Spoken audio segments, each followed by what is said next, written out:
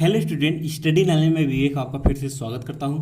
दोस्तों, नए पाठ्यक्रम पर आधारित कक्षा 11 मैथ जो कि आपको एनसीईआरटी बुक से बताया जाता है।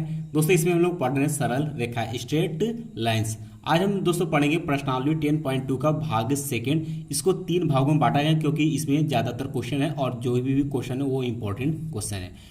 तो दोस्तों, क्लास को स्टार्ट करने से पहले जो स्टूडेंट चैनल पहली बार है, चैनल को फटाफट आप लोग सब्सक्राइब कर लीजिए और क्लास को फटाफट आप लोग लाइक कर दीजिए और कम से कम अपने दोस्तों में 10 से 15 लोगों को शेयर फटाफट आप लोग कर दीजिए। और दोस्तों, कोई समस्या होती है हमें कमेंट बॉक्स में जरूर कमेंट करिएगा। तो दोस्तों, आइए आज का क्लास क्वेश्चन नंबर 9 से स्टार्ट करते हैं। तो क्वेश्चन है हमारा कि त्रिभुज पी क्यू आर के शीर्ष आपको दिया हुआ पी का के 2 1, क्यू का दिया है -2 3 और आर दिया है 4 5 है। शीर्ष आर से जाने वाली माध्यिका का समीकरण हमें ज्ञात करनी है। तो दोस्तों ध्यान सुनिए, जैसे क्वेश्चन का सिर्फ वैसे ही हमें सरल करना है। क्वेश्चन बहुत ही सिंपल सा है। तो सबसे पहले बात कर लेते हैं, ये किसी भी त्रिभुज पी क्यू आर का शीर्ष का ये पॉइंट हमें दिया, तो एक त्रिभुज पहले बना लेते हैं। तो मान लेते हैं हमारा त्रिभुज कुछ इस तरीके से है। मान लेते हैं हमारा त्रिभुज कुछ इस तरीके से पॉइंट हम रख देते हैं। यहाँ पर हो जाता है हमारा P, यहाँ पर Q और यहाँ पर R। सबका निर्देशांक दिया है, रख देते हैं। यहाँ पर 2 और 1 दिया है, यहाँ पर Q का दिया है -2 और 3 दिया हुआ है और R दिया है हमें 4 और 5, ये हमें दिया हुआ है। और कहता है शीर्ष R, मतलब इस शीर्ष, इसे शीर्ष कहेंगे, शीर्ष R से जाने वाली माध्यिका का समीकरण। यानी कि यहाँ से एक रेखा खींचेंगे ऐसे और इस पर क्या होगी, एक माध्यिका होगी। यहाँ पर क्या होगी, इस दोनों पॉइंट का ये माध्यिका होगी। इसको मान लेते हैं पॉइंट हमारा क्या है, कैपिटल M है। बात क्लियर होगी। और कहता है कि R से जाने वाली माध्यिका का समीकरण क्या है, मतलब ये हमें समीकरण ज्ञात करनी है। तो सबसे पहले बात करेंगे इन दोनों को ज्ञात करने के लिए, अर्थात इसका समीकरण ज्ञात करने के लिए यह पॉइंट, इसका निर्देशांक हमें चाहिए। तो इसका निर्देशांक हम आसानी से निकाल सकते हैं दोस्तों, क्योंकि P और Q का ये क्या है, मध्य बिंदु यम है। तो यानी कि मैंने बताया था कि इसका मिडिल पॉइंट निकालने के लिए सूत्र क्या होता है, x बराबर क्या हो जाएगा, x1 प्लस x2 बटे के 2। तो यहाँ पे ये x1 का कार्य करेगा, ये y1 का काम करेगा, ये x2 का कार्य करेगा, ये y2 कार्य करेगा। तो x बराबर क्या होगा, x1 मतलब 2 प्लस x2 कितना है, -2। तो -2 बटे के 2, अर्थात ये क्या हो गया, 0। x का मान आ गया हमारा 0 और y का मान चाहिए, तो y बराबर क्या हो जाएगा, y1 प्लस y2 बटे के 2। तो यहाँ से y1 क्या है 1 और प्लस ये क्या है 3 बटे के 2, अर्थात 3 1 4 बटे के 2, अर्थात काटेंगे तो y का मान आ चुका है 2। यानी कि हमें पॉइंट मिल चुका है x और y का कितना आ गया, 0 और 2। यानी कि m का हमें बिंदु मिल चुका है कितना, निर्देशांक 0 और 2 यहाँ पर आ चुका है। ठीक, यानी कि हमें इसका निर्देशांक मिल चुका और R से बोला हुआ, R से जाने वाली माध्यिका का हमें समीकरण ज्ञात करना है। यानी कि ये 2 पॉइंट मिल चुका है। R का पॉइंट हमें 4-5 क्वेश्चन दिया हुआ है, ये हमका पॉइंट हमने निकाल रखा है इस दोनों पॉइंट से 0 और 2। तो लिखेंगे पॉइंट इतने और इतने से जाने वाली रेखा का समीकरण। तो सिंपल सा अब तो हम तो निकाल सकते हैं यहाँ से। यानी कि यहाँ से लिखेंगे कि दो बिंदुओं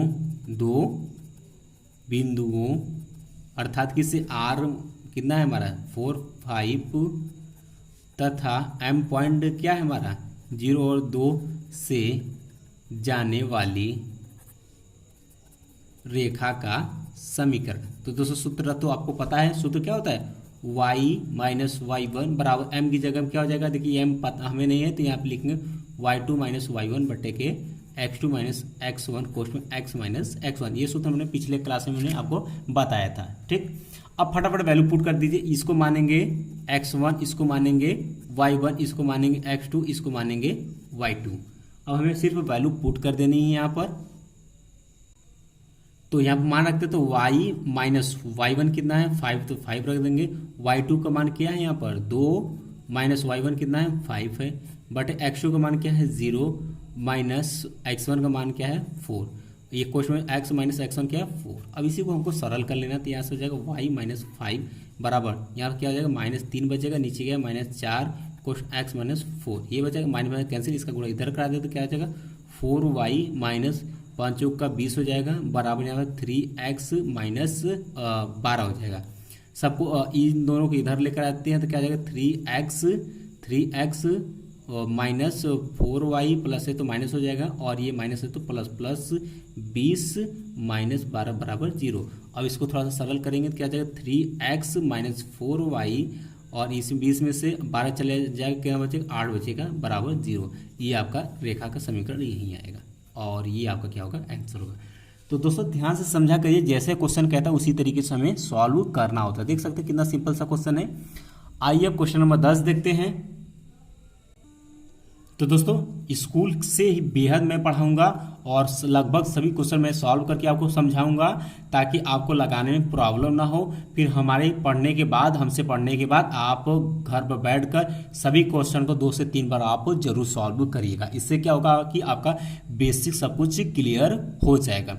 और दोस्तों हम लोगों का टारगेट यही रहेगा कि हर रोज़ आपको 10 से 15 दोस्तों को शेयर करना है ताकि 1000 स्टूडेंट आ सकें। ठीक, तो आई होप कि आप लोग को ये वीडियो पसंद आ रहा है और जो टारगेट हम लोगों को मिला है वो हम लोग करेंगे, यानी कि हमें 10-15 लोगों को रोज़ वीडियो को क्लास को शेयर करना है ताकि और स्टूडेंट आ सके और जैसे जैसे आते उसी तरीके से क्लास को अपना बढ़ाया जाएगा। दोस्तों और बात करें, कुछ बहुत से स्टूडेंट कमेंट करें सर केमिस्ट्री क्लास नहीं चल रहा है, तो दोस्तों आपको बता दें कुछ ही दिन में आपका रसायन विज्ञान का भी क्लास चले, इसके लिए आप लोग प्रॉब्लम में ना रहें। आइए क्वेश्चन नंबर 10 देखते हैं। क्वेश्चन हमारा 10 है कि -3 5 से होकर जाने वाली और बिंदु 2 5 और -3 6 से जाने वाली रेखा पर लंब का समीकरण ज्ञात करना। ध्यान सुनिएगा, लंब का में समीकरण ज्ञात करना। तो जैसे क्वेश्चन का उसी तरीके से हम इसे सॉल्व करेंगे। तो ये कहा है, एक पहले हम लोग फिगर बना लेते हैं। तो जैसे जैसे पॉइंट है उसी तरीके से हम लोग फिगर बनाते हैं। मान लेते ये लंब की बात करते हैं, मान लेते एक रेखा है, ऐसे एक रेखा है, इस रेखा पे ये क्या है लंब है। ठीक, तो मान लेते जो पॉइंट हमें दिया हुआ, ये पॉइंट हमें क्या दिया है, मान लेते हैं ये पॉइंट हम मान लेते हैं 2 और 5 दिया हुआ है, 2 और 5, और बी पॉइंट यहाँ से हम ले लेते हैं -3 और 6 ले लेते हैं। ठीक, ये हम मान लेते हैं कि ये बिंदु इतना इतना हमें दिया हुआ है।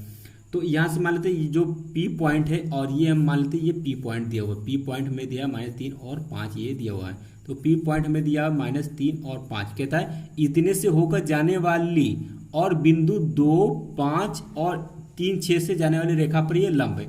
यानी कि यहाँ पर मान लेते अगर ये पॉइंट A है यानी कि 2 और 5 और B पॉइंट हम यहाँ पर मान लेते हैं यानी कि कितना -3 और 6। तो ये कहता है ये दोनों पॉइंट पर ये P क्या हमारा लंब से जाने वाली लंब रेखा का समीकरण, मतलब इसका हमें समीकरण ज्ञात करनी है। बात क्लियर हो गई। तो आइए यहाँ पर जो मिलती है यहाँ पर मान लेते हैं पॉइंट L है। ठीक, तो अब बहुत सिंपल सा है, यानी कि यहाँ से हम M1 का मान निकाल सकते हैं इस पॉइंट से।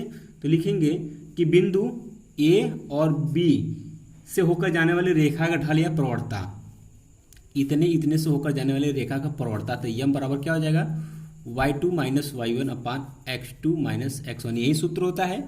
और इसमें हम पुट कर देते हैं वैल्यू। देखिए यहाँ पर ये x1 का काम करेगा, ये y1 का, ये x2 का, ये y2 का। बात क्लियर हो गई। तो यम बराबर यहाँ से क्या हो जाएगा, y2 कितना है 6 माइनस y1 कितना है 5, ठीक, बटेगी x2 कितना है -3 और माइनस यहाँ से करेंगे और x1 कितना है 2, यानी कि 6 में से 5 गया 1 बचेगा, बटेगे यहाँ से क्या हो जाएगा -5 हो जाएगा।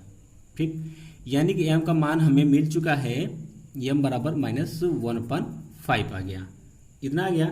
अब लिखेंगे यदि PL, ध्यान सुनिएगा, यदि PL बिंदु P से, P मतलब -3 और 5 से AB पर लंब डाला गया है तो उसकी जो ढाल होगी, मान लेते हैं ढाल या प्रवणता इसकी क्या होगी M2 मान लेते हैं, इसकी प्रवणता क्या मान लेते हैं M2 मान लेते हैं। तब रेखाएं जो होंगी PL और AB पर क्या होंगे लंब होंगे, जैसा कि मैंने फिगर में आपको बताया हुआ है। तो दोस्तों ध्यान सुनिएगा कि इसके लिए इसकी ढाल इंटू इसकी ढाल बराबर -1 होता है। दोस्तों मैंने बताया कि लंब के लिए कंडीशन प्रवणता में क्या होता है M1 इंटू M2 = -1 होता है लंब की कंडीशन में। तो यहाँ देख सकते हैं कि दोनों रेखाएं क्या है लंब पर है, तो ये कंडीशन होगा। तो मान लेते हैं कि PL की प्रवणता, मान लेते हैं यहाँ पर डायरेक्ट लिख लेते हैं PL की ढाल या प्रवणता, कुछ भी लिख सकते हैं, ठीक, इंटू किसकी प्रवणता AB की ढाल, AB की ढाल या प्रवणता, ठीक, बराबर क्या हो जाएगी -1, ये सूत्र होता है। और यहाँ वैल्यू पुट कर देते, इसकी प्रवणता मान लेते हैं M2 है, तो यहाँ लिखेंगे M2 इंटू AB की ढाल हमने निकाला हुआ -1/5 = -1 हो गया। ठीक, अब दोस्तों यहाँ से हम m2 की ढाल निकाल सकते हैं, यानी कि m2 बराबर आ जाएगा आपका कितना 5 आ जाएगा। ठीक, यानी कि दोस्तों ध्यान सुनिएगा, यानी कि इस फिगर में हमें इसकी प्रवणता चाहिए, तो इसकी प्रवणता मान लेते हैं m2 था और m2 हमने 5 निकाल लिया। अब दो हमें पॉइंट मिल चुका है, ये पॉइंट मिल चुका है, ध्यान सुनिए, ये बिंदु हमें मिल चुका है और इसका प्रवणता मिल चुका है, तो हम सूत्र से इसका समीकरण अब हम निकाल सकते हैं। बात क्लियर होगी? तो अब लिखेंगे m2 ये पता हो गया, लिखेंगे बिंदु P -3 और 5 है तो 5 से जाने वाली रेखा की समीकरण। ठीक, तो समीकरण क्या हो जाएगी यहाँ से, तो लिखेंगे यहाँ से y - y1 बराबर m कोष्ठक x - x1 से। ठीक, अब पहले पुट कर देते हैं, ये x1 होगा, ये y1 होगा, तो y - 5 बराबर m हमने निकाल रखा है 5 और x - x1।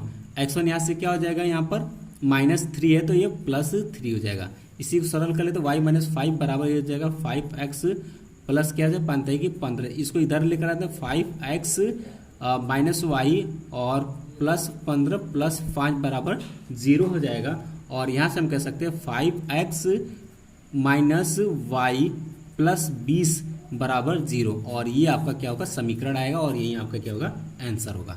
आई होप कि आपको अच्छे से क्वेश्चन समझ में आया होगा। फिर भी कोई समस्या रह जाती है तो हमें कमेंट में जरूर कमेंट करिएगा। और इसको आपको जितने क्वेश्चन आपको सॉल्व कराते चल रहे हैं, आपको हर रोज इसको जिस दिन आप पढ़ते उसी दिन आपको, मतलब आज पढ़ रहे हैं तो आज इसको 2-3 बार एक्सरसाइज कर लीजिएगा। इसके बाद आइए क्वेश्चन नंबर 11 देखते हैं।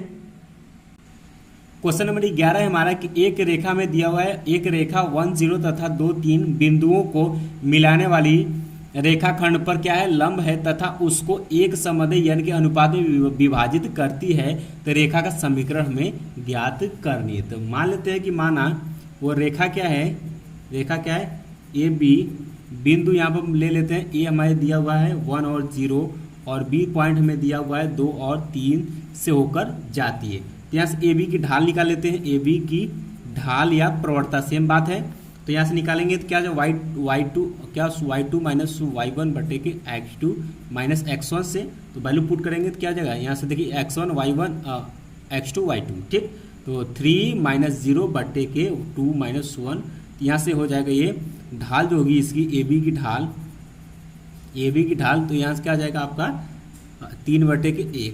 और दोस्तों क्वेश्चन में ये कहा है कि पी क्यू लंब है ए बी पर। ठीक, पी क्यू क्या है लंब है ए बी पर, ये क्वेश्चन में कहा है, तो इसकी जो ढाल होगी ए बी की ढाल क्या होगी, वह कितना होगा, इतना ही होगा। ठीक, अब ध्यान सुनिएगा, और 3 बटे की 1 की, तो अब वो हम थोड़ा सा रेखा बना लेते हैं। मान लीजिए ये कुछ पॉइंट इस तरीके से जाएगी। ठीक, ये मान लीजिए पॉइंट पी है, ये हमारा ए और बी है और ये हमारा पी और क्यू है। इसे कहता है एक संबंधी एन के में डिवाइड करता है। ए पॉइंट मान लेते हैं एक सी है। ठीक, ये कहता है इस पर डिवाइड कर, तो यहाँ से हम कह सकते हैं कि पी क्यू की ढाल इसका हम निकालेंगे तो क्या हो जाएगा, पी क्यू की ढाल मान लेते हैं यम है, तो यम बराबर क्या हो जाएगा 1 अपान, देखिए क्या होगा लंब है तो क्या हो जाएगा 1 अपान -3 बटे की 1 होता है। ध्यान सुने, क्योंकि यम1 × यम2 बराबर -1 होता है, और यहाँ से मान लेते हैं ये कि यम1 अगर हमें निकालना है तो यम1 बराबर क्या है -1 अपान यम2 करते हैं। तो यहीं पर मैंने यहाँ पर किया, या तो आप माइनस यहाँ पर भी लगा सकते, कोई दिक्कत नहीं। अर्थात इसको सरल करेंगे तो ये आपका आ जाएगा पी क्यू की जो ढाल होगी वह आपका आएगा -1/3, ये ऊपर जाएगा 3 यही रह जाएगा। ठीक, ये आ जाएगा।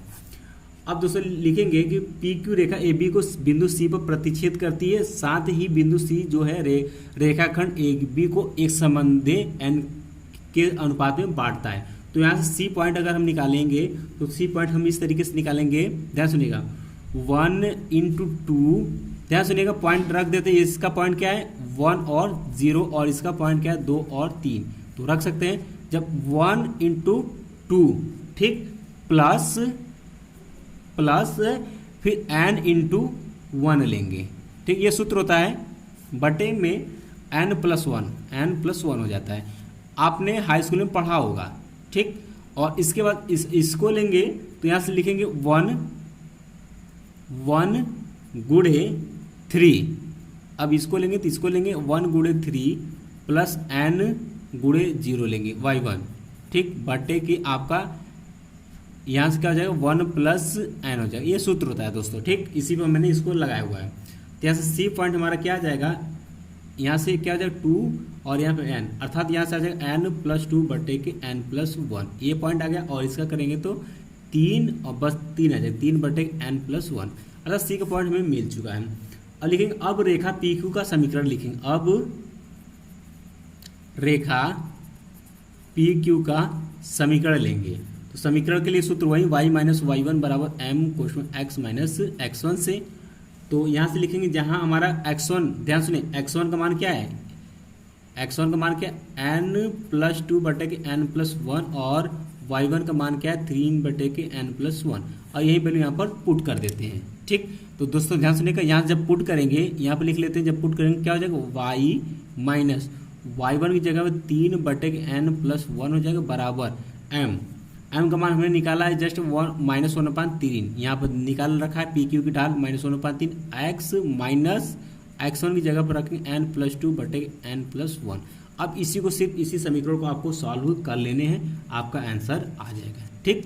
तो इसको दोस्तों अगर आप सॉल्व करेंगे तो मैं डायरेक्ट लिख देता हूँ, इसको अगर आप सॉल्व करेंगे तो ये आपका आ जाएगा, एक क्वेश्चन आ जाएगा n प्लस 1 और इंटू एक्स आएगा plus 3 question n plus 1 into Y बराबर आपका आएगा बराबर n प्लस 2 प्लस 9, अर्थात इसको जोड़ देंगे तो क्या n प्लस 11 हो जाएगा। अर्थात आपका समीकरण जो आएगा वो आपका आ जाएगा n plus 1 into X plus 3 into n plus 1 into Y बराबर n प्लस 11। दोस्तों यहाँ पर क्योंकि n दिया तो n हमारा रहेगा, ये आपका समीकरण आ गया और ये आपका क्या होगा आंसर होगा। इसको 2-3 बार आप करेंगे तो आपको अच्छे से क्वेश्चन समझ में आ जाएगा। आइए क्वेश्चन नंबर 12 देखते हैं। क्वेश्चन नंबर 12 है कि एक रेखा का समीकरण ज्ञात कीजिए जो निर्देशांक जो है अक्षों से समान अंतःखंड काटती है, अंतःखंड काटती है और बिंदु 2-3 से जाती है। तो जैसे कहा वैसे हम लोग कर लेते हैं। तो पहला पॉइंट हम करेंगे कि रेखा जो ए बी है वह बिंदु पी 2-3 से होकर जाती है और उसके निर्देशांक अक्षों पर समान अंतःखंड काटती है। थोड़ा सा फिगर बना देते हैं, उसके बाद हम बात करते हैं आगे। मान लेते हैं वाई अक्ष बना लेते हैं और हमारा ये क्या है एक्स अक्ष हो जाता है, ठीक, ये हमारा क्या है वाई अक्ष है।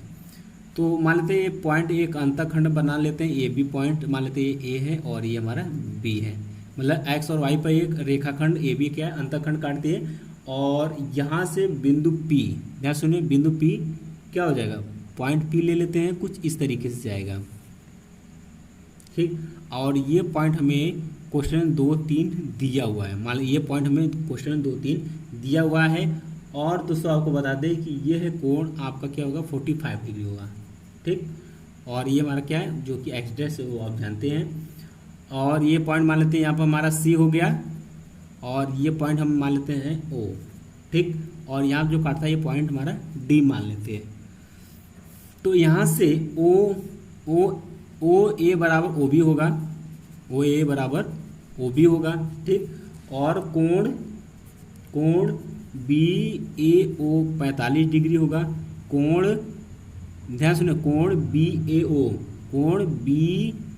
ओ अर्थात ये कितना 45 डिग्री होगा। और उसी तरीके से हम कह सकते हैं कोण बी ए एक्स भी क्या होगा 45 डिग्री होगा, ठीक। कोण बी ए एक्स, कोण बी ए एक्स ये हमारा क्या होगा 45 डिग्री होगा। अब फटाफट ये क्वेश्चन को सॉल्व कर लेते हैं। लिखेंगे रेखा ए बी की ढाल, ए बी की ढाल निकाल लेते हैं। तो दोस्तों 2 पॉइंट इसका यहाँ से हम ए बी की ढाल निकालेंगे तो यहाँ से क्या हो जाएगा, ध्यान सुनिएगा, ए बी की ढाल निकालेंगे तो ये 45 डिग्री दिया हुआ है। तो इसमें से ये हमारा जो ये एंगल बनाएगा एक्स अक्ष से, ध्यान से ये हमारा 45 एक्स अक्ष से जो होना चाहिए वो आपका क्या होना चाहिए एक्स अक्ष से, यानी कि ये 45 बनाएगा तो ये हमारा 135 बनाएगा। तो यहाँ से ढाल जो होगा वो m बराबर क्या हो जाएगा tan थीटा की जगह पर 135 डिग्री, अर्थात m बराबर जो हमारा आ जाएगा वो -1 आ जाएगा, ठीक। अब लिखेंगे रेखा का समीकरण। रेखा का समीकरण सिंपल सा रहा है, y माइनस वाई वन बराबर m कोष्ण x माइनस x1। अब पॉइंट हमें p का दिया हुआ कितना 2 और 3, वैल्यू पुट करते हैं फटाफट। तो यहाँ से ये x1 का कार्य करेगा, ये y1 कार्य करेगा। तो y माइनस वाई वन 3 और यहाँ में हमने -1 निकालेगा x माइनस 2, इसी को हमको कर लेना है सरल, अर्थात y माइनस 3 बराबर माइनस एक्स और प्लस 2 हो जाएगा। और इसको इधर लेकर आते हैं तो x plus Y minus 3 minus 2 बराबर 0, अर्थात x प्लस वाई माइनस 5 बराबर 0। ये रेखा का समीकरण होगा, यही आपका क्या होगा, आंसर होगा। ठीक, आइए 13 नंबर क्वेश्चन देखते हैं। क्वेश्चन नंबर 13 है, बिंदु 2 2 से जाने वाली रेखा का समीकरण ज्ञात कीजिए जिसके द्वारा अक्षों से कटे अंतःखंडों का योग हमें दिया हुआ है 9। ठीक, तो मान लेते हैं, माना वो पॉइंट P है, पॉइंट P ले लेते हैं, 2 2 से होकर जाने वाली रेखा से अक्षों पर बने अंतःखंड मान लेते हैं, माना अंतःखंड जो है वो क्या है, A व B है, स्मॉल A स्मॉल B ले लेते हैं। ठीक, ये है, तो थोड़ा सा फिगर फिर बना लेते हैं। तो यहाँ पर क्या हो जाएगा आपका y अक्ष, x अक्ष, ठीक, और अंतःखंड कुछ इस तरीके से है। पॉइंट यहाँ पर A ले लेते हैं, यहाँ पर पॉइंट B ले लेते, ये हमारा ये पॉइंट A पे, इस पर x अक्ष पर A अंतःखंड है और ये इस पर y अक्ष पर स्मॉल b अंतःखंड बना हुआ है। ये मूल बिंदु 0 है, ये x डैश ले लेते हैं, ये y डैश ले लेते हैं। बात क्लियर होगी। इसी पर क्या पॉइंट हमारा P है और 2 2 हमें दिया हुआ है। ठीक, और इसी से जाने वाली रेखा का हमें समीकरण ज्ञात करनी है। तो लिखेंगे अंतःखंड के रूप में समीकरण पहले लिखेंगे अंतःखंड के रूप में रेखा का समीकरण। तो दोस्तों अंतःखंड के रूप में रेखा का समीकरण आप जानते हैं, सूत्र होता है x upon a plus Y upon B बराबर 1 होता है। ये मैंने आपको बताया हुआ है। तो लिखेंगे यह रेखा 2 2 से होकर जाती है। तो यहाँ पर x की जगह पर यहाँ पर x बराबर 2 हो जाएगा, y बराबर क्या होगा, 2 होगा। वैल्यू पुट कर देते हैं इसी में, तो क्या हो जाएगा 2 बटे के a प्लस 2 बटे के y बराबर 1, ये हो गया। और दिया है कि अंतःखंडों का योग 9 हमें दिया हुआ है। लिखेंगे अंतःखंडों का योग हमें क्वेश्चन में 9 दिया है। ठीक, 9 दिया है, तो यहाँ से हम कह सकते हैं अंतःखंड क्या होता है, a और b को हम अंतःखंड कहते हैं। तो a प्लस b बराबर हमें 9 दिया हुआ है, और यहाँ से हम b बराबर लिख सकते हैं 9 माइनस a, और ये वैल्यू यहाँ पर हम पुट कर देते हैं। तो यहाँ से क्या आ जाएगा आपका 2 अपान a प्लस 2 अपान b की जगह पर 9 माइनस a बराबर क्या करेंगे 1 है, 1 रख देंगे।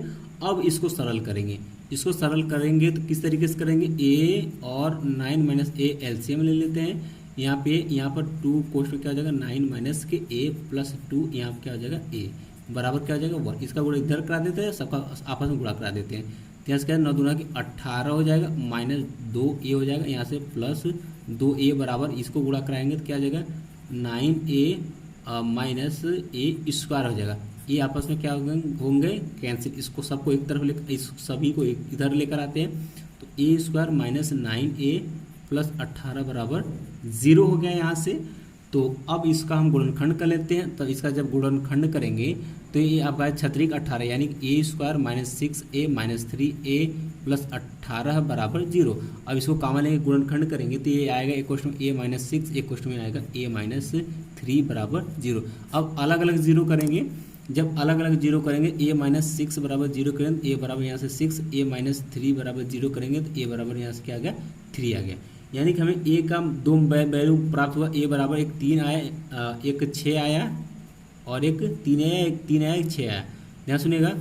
अब b का भी मान निकालेंगे तो हमें एक संबंध दिया हुआ है कि a प्लस b बराबर 9 दिया हुआ। एक बार जब 6 रखेंगे, ध्यान सुनिएगा, जब हम 6 रख रहे हैं तो यहाँ पर 6 रख देते हैं, a की जगह हम 6 रखेंगे तो क्या आ जाएगा 6 प्लस b बराबर 9, अर्थात b बराबर 3। यानी कि b बराबर जब 6 रखेंगे तो 3 आएगा। और क्या रखेंगे, और ध्यान सुनिएगा, जब a बराबर 3 रखेंगे 3 में से 9 में से 3 जाएगा, क्या b बराबर कितना आएगा 6 है।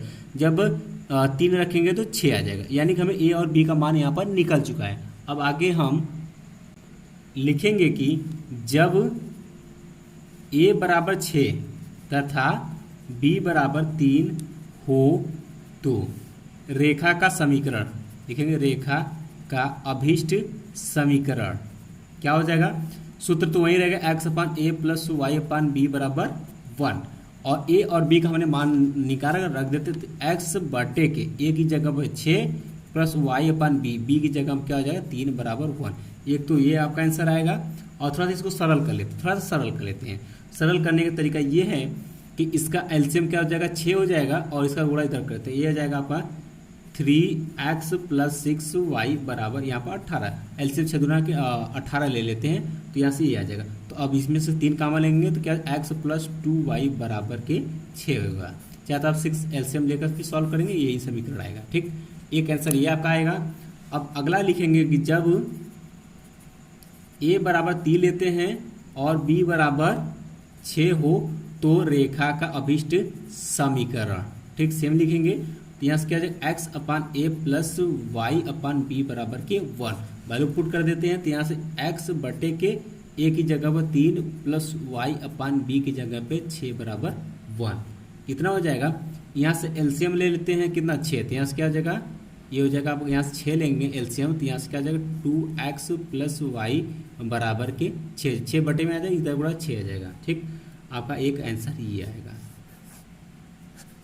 2 इक्वेशन आपको प्राप्त हो चुके और यही आपका क्या होगा आंसर होगा।